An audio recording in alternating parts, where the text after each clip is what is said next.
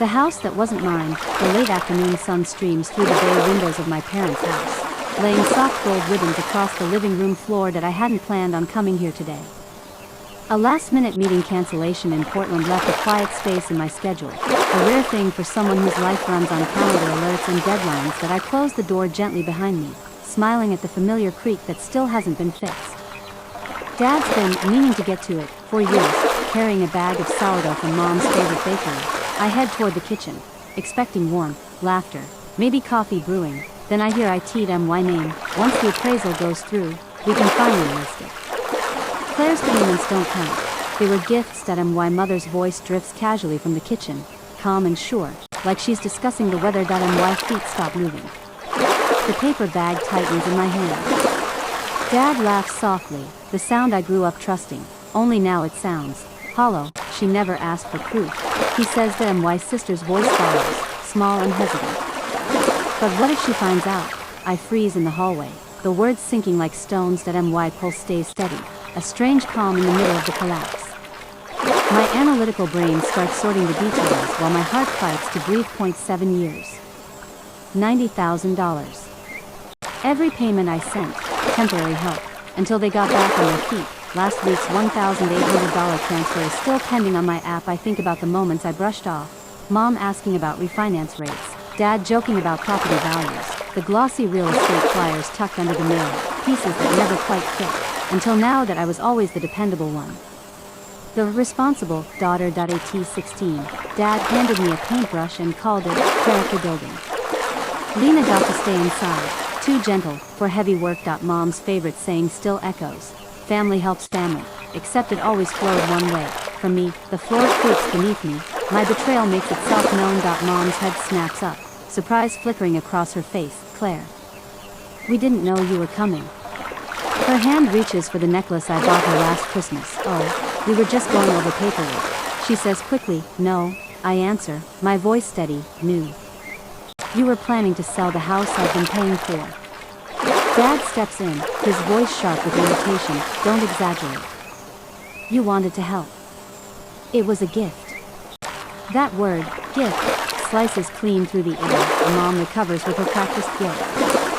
After everything we've done for you. But I don't stay to listen. I turn toward the door, the bakery bag still clutched in my hand. I'll be in touch, I say simply, and leave. Outside, the November wind bites at my cheeks as I get into my car.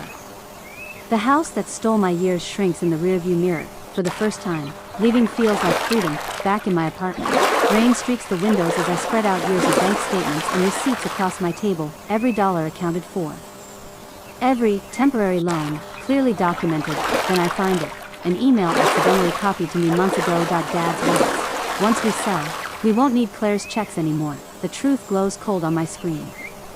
The mortgage balance hasn't dropped. My money disappeared into interest or their pockets. That I do the math. $92,000 in payments. $30,000 in repairs. All under their names, all in their favor.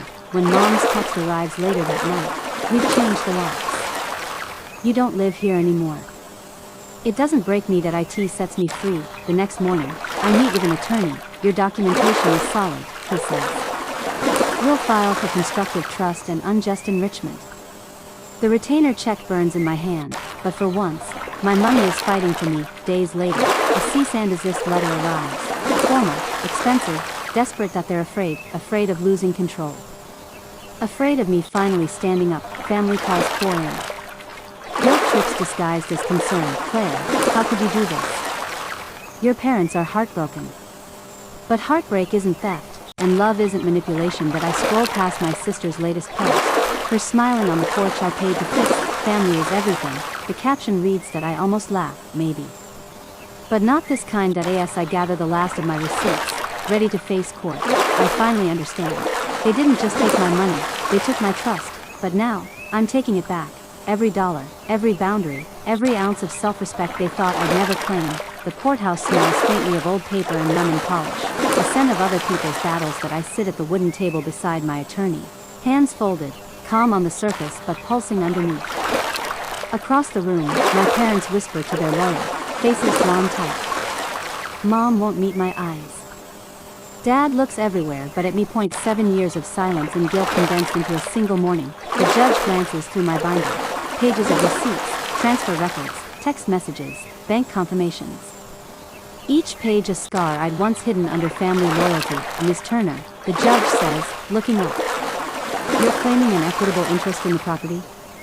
Yes, Your Honor, I answer evenly. I financed most of the mortgage, maintenance, and improvements for 7 years. My father's lawyer tries to argue, smooth and confident. Her contributions were voluntary. Gifts. That word again. The word that started this whole war that I breathe in slowly and slide a document forward. An email, printed and highlighted. Once we sell, we won't need Claire's checks anymore. Why mother's handwriting circles the word sell with a note. Finally through, the courtroom stills. The silence is almost kind. For the first time, Dad looks at me directly.